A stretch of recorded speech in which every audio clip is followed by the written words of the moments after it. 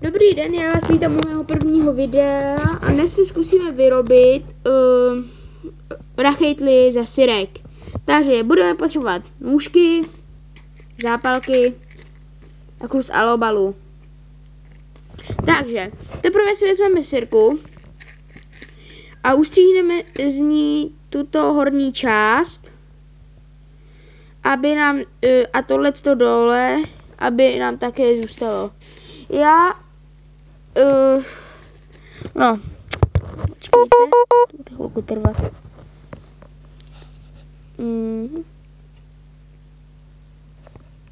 Tak, to bychom měli.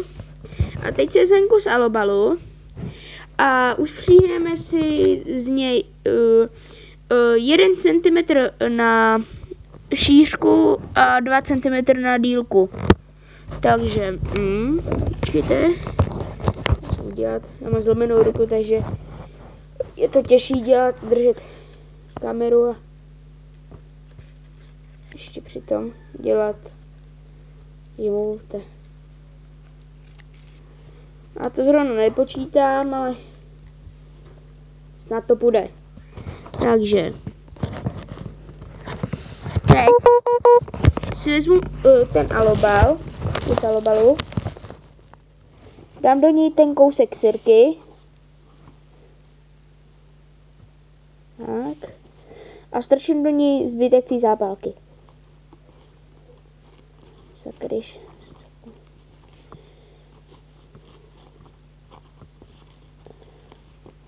Takhle.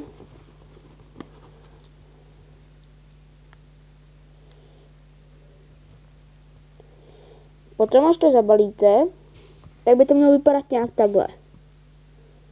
Tak. No. A mini rachejtle je připravená. Tak a půjdeme to vyzkoušet. Já to zatím stopnu a... nebo ne. Počkejte.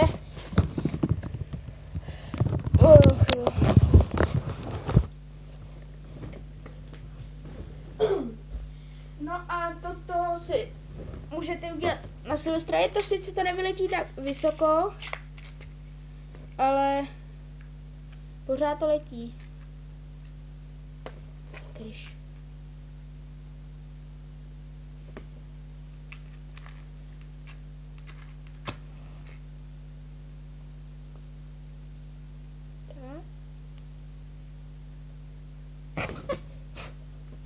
Tak, to byl záblesk a vyletělo to. No a teď končím, musím to najít. Tady je to. A zbydu vám z toho takovýhle kus. Jo, ještě jsem zapomněl říct, až to budete točit, tak tam musí zůstat ta díra, do které strčíte potom ten kus. No, tak já se s vámi loučím a zase příště vám natočím další video. A byl bych rád, kdybyste mě si odebírali toto video. Tak čau.